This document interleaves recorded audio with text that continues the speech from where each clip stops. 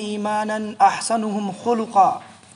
او کما قال النبی صلی اللہ تعالی علیہ وسلم۔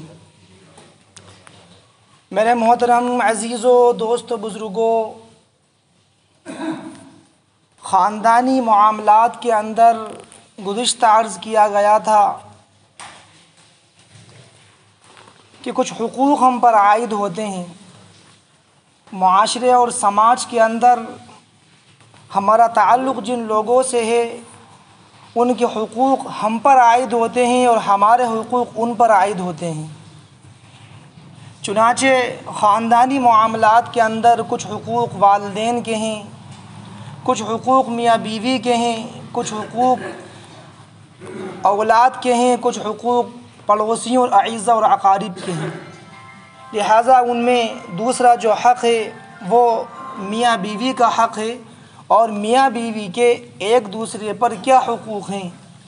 اس تعلق سے قرآن و حدیث کے اندر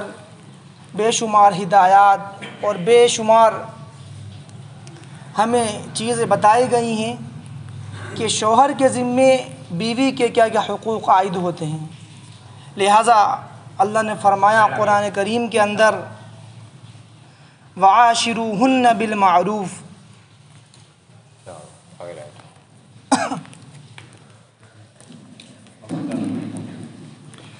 اللہ نے فرمایا قرآن کریم کے اندر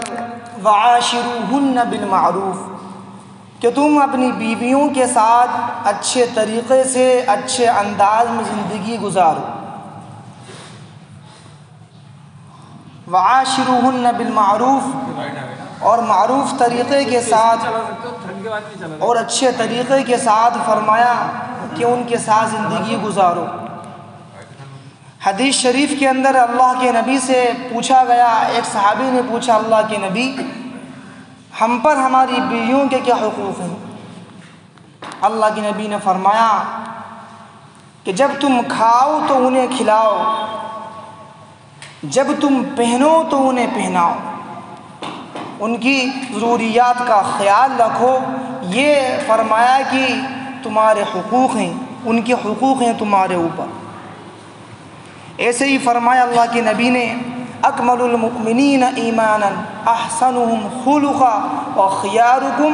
خیارکم لنسائہ،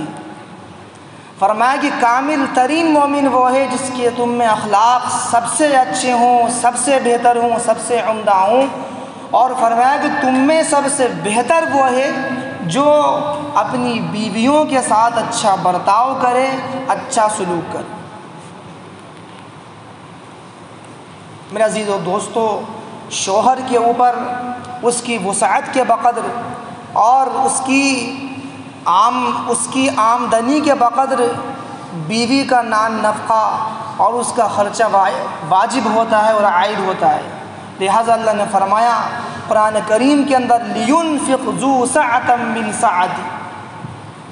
وَمَنْ قُدِرَ عَلَيْهِ رِزْقُهُ فَلْيُنْفِقْ مِمَّا آتَاهُ اللَّهُ، اللہ نے فرمایا کہ جس کو اللہ تعالیٰ نے وسعت دے رکھی ہے، گنجائش دے رکھی ہے،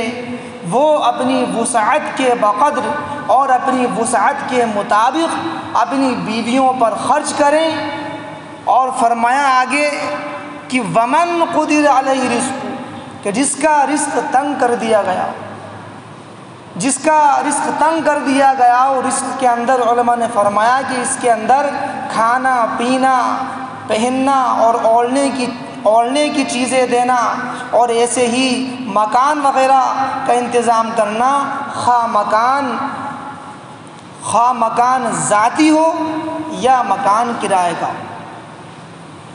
تو فرمایا وَمَنْ قُدِرَ عَلَيْهِ رِزْقُهُ، کہ جس کا رزق اللہ نے تنگ کر دیا ہو، یعنی جس کی آمدنی کم ہو اور اس کے پاس اتنے یعنی کہ گنجائش نہ ہو، تو فرمایا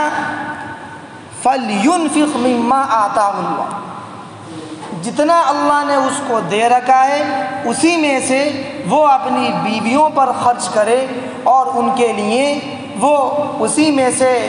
وہ خرچے نکالے۔ میرے عزیزو دوستو، ہماری بیویوں پر یہ بھی حق ہے کہ ان کی جو ضروری چیزیں ہیں، یعنی کھانا ہے، پینا ہے، کپڑے لتے ہیں، اور رہنے کے لیے مکان کا انتظام، یہ سب چیزیں تو ہیں ہی، اس کے ساتھ ساتھ ایک ان کا حق یہ بھی ہے کہ ان کو جو ہے ہر مہینے کچھ جیب خرچی بھی دی جائے، انہیں کچھ خرچہ بھی دیا جائے، تاکہ وہ اپنی کچھ ذاتی ضرورتیں ہوتی ہیں ہر عورت کی، تو وہ ان ضرورتوں کو پورا کریں۔ لہٰذا اللہ نے فرمایا وَمَنْ قُدِرَ عَلَيْهِ رِزْقُهُ فَلْيُنْفِقْ مِمَّا آتَاهُ اللَّهُ، جس کا اللہ نے رزق روک دیا، جس کی کمائی کم ہے، جس کی آمدنی کمی ہے،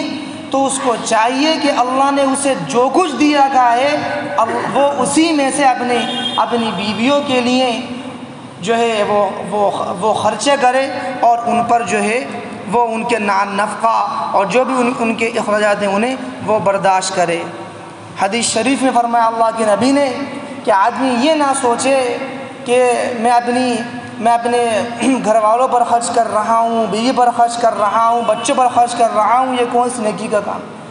فرمایا اللہ کے نبی نے جب آدمی ثواب کی امید کے ساتھ اپنی بیوی پر خرچ کرتا ہے، اپنے بچوں پر خرچ کرتا ہے، اپنے گھر والوں پر خرچ کرتا ہے، تو یہ بھی اس کے لیے صدقہ ہے۔ بلکہ یہاں تک فرمایا کہ روایت کے اندر جو آدمی اپنی بیوی پر جو کچھ خرچ کرتا ہے وہ اس کے لیے ثواب ہے اور اس کے لیے صدقہ ہے، یہاں تک فرمایا کہ تم جو لقمہ اپنی بیوی کو کھلاتے ہو اس میں بھی تمہارے لیے اجر ہے اور ثواب۔ اسی میں دوستوں میں بارہا عرض کرتا ہوں کہ ہم ہر چیز میں، ہم ہر عمل میں اپنی نیت درست کر لیں۔ ہم صبح نکل رہے ہیں کام کرنے کے لیے، معاش کی ضرورت ہر آدمی کے ساتھ ہے، کام کرنا ہے، اپنی نیت درست کر لیں گے تب بھی کام ہوگا، بے نیت جائیں گے تب بھی کام تو ہونا ہی۔ اس لیے میں عزیزو دوستو، ہم میں سے ہر شخص اس بات کا عہد کر لے اور اس بات کو ہم جو ہے باندھ لیں کہ ہم جب بھی اپنے گھر سے نکلیں گے حلال طیب پاکیزہ روزی کمانے کے لیے، تو یہ نیت کر لیں کہ اللہ تعالیٰ نے میرے اوپر، میرے گھر والوں کے، میرے والدین کے، میرے بیوی بچوں کے حقوق عائد کیے ہیں، ان حقوق کی ادائیگی کو، ان حقوق کو پورا کرنے کے لیے اور ان کی ادائیگی کے لیے میں جا رہا ہوں۔ اور ایک نیت یہ کر لے کہ اللہ نے اور اللہ کے نبی نے جو طریقے مجھے بتائے ہیں اور جو طریقے مجھے سکھائے ہیں کمانے کے، اس طریقوں کے مطابق میں کمانے نکل رہا ہوں، یعنی ایمانداری سے کام کرنا اور دیانتداری کے ساتھ کام کرنا، خیانت نہ کرنا۔ فرمایا کہ اس نیت کے ساتھ اگر بندہ اپنے گھر سے نکل رہا ہے تو واقعہ یہ ہے کہ آدمی کا کمانا بھی عبادت ہے، اس کا جو ہے مزدوری کرنا وہ بھی عبادت ہے، اس کا دکان پر بیٹھنا یہ بھی عبادت درجے کے اندر۔ چنانچہ فرمایا اللہ کے نبی نے کہ تم جو کچھ اپنے گھر والوں پر خرچ کرتے ہو، اپنی بیوی پر خرچ کرتے ہو، یہاں تک فرمایا کہ تم لقمہ جو اپنی بیوی کو کھلاتے ہو اس میں بھی تمہارے لیے اجر ہے اور ثواب، بقدر کی بشرطے کی آدمی اپنی نیت درست کرے۔ ایسے میں دوستو ایک اہم حق عورتوں کا یہ ہے کہ ان کو ان کا مہر ادا کیا جائے۔ آج ہمارے معاشرے کے اندر یہ عجیب فضا بنی ہوئی ہے عام طور سے برادریوں کے اندر کہ مہر بہت معمولی اور قلیل مقدار کے اندر مہر متعین کیا جاتا ہے، اتنی معمولی رقم جو یعنی کہ جس کی کوئی حیثیت نہیں۔ ہاں شرعی اعتبار سے دیکھا جائے تو وہ ٹھیک ہے، وہ پہنچ جاتی ہے 10-12 ہزار یا اس کے بقدر، لیکن میں عزیزو دوستو اس زمانے کے اعتبار سے اگر خدا نخواستہ کل کو اس کا گھر بگڑتا ہے اور الگ ہونے کی نوبت آتی ہے تو بیوی کے ہاتھ میں کم سے کم اتنا پیسہ تو ہونا چاہیے کہ وہ اپنی گزر بسر کر لے۔ اس لیے ہمیں چاہیے کہ اپنے مہر کو اپنی وسعت کے بقدر رکھیں۔ لِيُنْفِقْ ذُو سَعَةٍ مِّن سَعَتِهِ، قرآن نے فرمایا اپنی وسعت کے بقدر ان پر خرچ کرو۔ لہٰذا شوہروں کے ذمے ایک حق یہ بھی ہے کہ وہ اپنی بیویوں کا مہر ادا کریں۔ اللہ نے فرمایا قرآن کریم کے اندر وَآتُوا النِّسَاءَ صَدُقَاتِهِنَّ نِحْلًا فَإِن طِبْنَ لَكُم مِّن شَيْءٍ مِّنْهُ نَفْسًا فَكُلُوهُ هَنِيئًا مَرِيئًا۔ فرمایا اللہ کے نبی نے کہ تم اپنی بیویوں کا مہر ادا کرو، جو مہر تم نے ان کا متعین کیا ہے اور جو مہر تم نے طے کیا ہے وہ مہر ان کو ادا کرو۔ عام طور سے معاشرے کے اندر عورتوں کا بھی یہ ذہن بنایا جاتا ہے بڑی بولیوں کی طرف سے کہ مہر جو ہے مہر کی رقم لینا نہیں ہے، گویا کہ مہر کی رقم لے لی تو گویا کہ گناہ کا کام ہو جائے گا اور بہت بری بات ہو جائے گی۔ یہ خود قرآن کہہ رہا ہے وَآتُوا النِّسَاءَ صَدُقَاتِهِنَّ نِحْلًا کہ عورتوں کو ان کا مہر ادا کرو۔ آگے اللہ نے مزید یہ بھی فرمایا کہ فَإِن طِبْنَ لَكُمْ اگر وہ عورتیں اپنی خوشی سے اور اپنی خوشی کے ساتھ وہ اس چیز کو کچھ حصہ معاف کر دیں مہر کا یا وہ چھوڑ دیں فَكُلُوهُ هَنِيًّا مَرِيًّا تو وہ مال تمہارے لیے بالکل پاکیزہ ہے، بالکل اچھا مال ہے، تم اس سے کھا سکتے ہو، اس میں کوئی حرج بھی نہیں۔ حدیث شریف میں یہاں تک فرمایا اللہ کے نبی نے کہ جب آدمی کسی عورت سے نکاح کرے اور اس کا مہر متعین ہو، اس کا مہر متعین کیا گیا ہو اور وہ مرد دل کے اندر مہر کی ادائیگی کی نیت نہ رکھتا ہو تو اللہ کے نبی کے الفاظ ہیں وہ شخص زانی ہے وہ شخص زنا کا، کہ دل کے اندر اس کی مہر ادا کرنے کی نیت ہی نہیں ہے، یہ خطا کار ہے اور گناہ گار ہے، اور فرمایا اللہ کے نبی نے وہ شخص زانی۔ عزیزو دوستو کتنی سخت وعید اور کتنا سخت ارشاد اللہ کے نبی کا ہے۔ اس لیے ہمیں چاہیے کہ ہم اپنی بیویوں کو ان کے مہر ادا کرنے کی کوشش کریں، نیت کریں، ارادے کریں۔ اللہ تعالیٰ جو ہے وہ اسباب پیدا کرتا ہے، بندہ ایک قدم بڑھائے تو اللہ تعالیٰ اس کے لیے 10 قدم بڑھانا آسان کر دیتا ہے اور اس کے لیے اللہ تعالیٰ راستہ ہموار کر دیتا ہے۔ میرے عزیزو دوستو، بیویوں کے ساتھ اور گھر کی خواتین کے ساتھ ان کے ساتھ ان کا تعاون کرنا اور گھر کے کاموں میں ہاتھ بٹانا یہ بھی سیرت سے ثابت ہے۔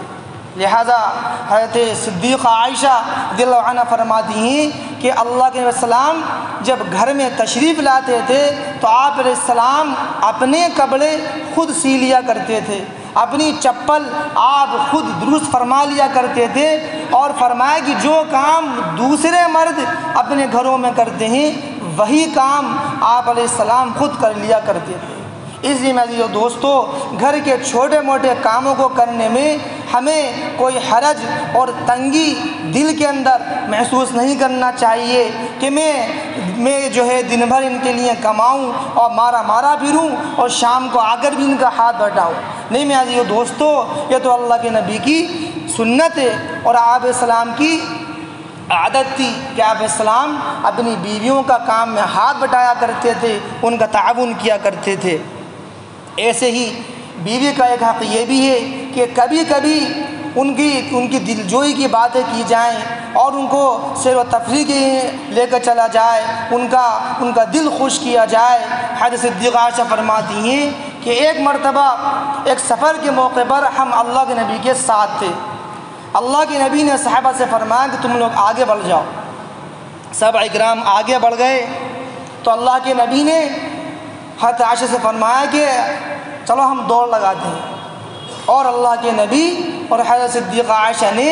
اس سفر میں دوڑ لگائی اور دوڑ کا مقابلہ کیا۔ چونکہ اس وقت حضرت عائشہ صدیقہ جو ہے دبلی پتلی تھیں اور وزن بھی کم تھا، اس لیے وہ آگے نکل گئیں اور جیت گئیں۔ ایک دوسرے موقع پر پھر اللہ کے نبی نے ایسے ہی کیا اور دوڑ کا مقابلہ کیا حضرت عائشہ سے۔ اس مرتبہ صدیقہ عائشہ کا بدن جو ہے وزنی ہو گیا تھا، چنانچہ اللہ کے نبی آگے نکل گئے اور اللہ کے نبی جیت گئے۔ اللہ کے نبی نے فرمایا کہ یہ اس دن کا بدلہ ہے جب تم نے مجھے ہرایا۔ چنانچہ معلوم یہ ہوا کہ کبھی کبھی اپنی بیویوں کی دلجوئی کرنا، ان کو جو ہے ان کی جائز خواہشات پوری کرنا، روح القلوب ساعۃ فساعۃ، فرمایا اللہ نبی نے کبھی کبھی دل کو خوش کرنے والی چیزیں بھی کر لیا کرو۔ میرے عزیزو دوستو، بعض عورتیں ایسی ہوتی ہیں، بعض خواتین ایسی ہوتی ہیں کہ وہ شوہروں کی نافرمان ہوتی ہیں۔ قرآن کریم نے ان کا بھی علاج بتایا اور ان کو راہ راست پر لانے کے طریقے بتائے۔ چنانچہ فرمایا اللہ نے قرآن کریم کے اندر واللاتی تخافون نشوزہن فعظوہن، اللہ نے فرمایا کہ جو تم جن عورتوں کی نافرمانیوں سے ڈرو، کہ جو اپنے شوہروں کی نافرمانیاں کرتی ہیں اور ان کی بات نہیں مانتی، تو قرآن کریم نے سب سے پہلا ان کا علاج بتایا فعظوہن، کہ ان کو سمجھاؤ، ان کو نصیحت کرو، ان کو اچھے انداز کے اندر، کبھی محبت کے ساتھ، کبھی سختی کے ساتھ، فعظوہن، ان کو سمجھاؤ، ان کی ذہن سازی کرو۔ اگر وہ سمجھانے سے باز آ جائیں تو بہت اچھا، اگر وہ باز نہ آئیں سمجھانے پر، وہ اپنی نافرمانی پر اڑی رہیں، قرآن کریم نے دوسرا علاج یہ بتایا وَاهْجُرُوهُنَّ فِي الْمَضَاجِعِ،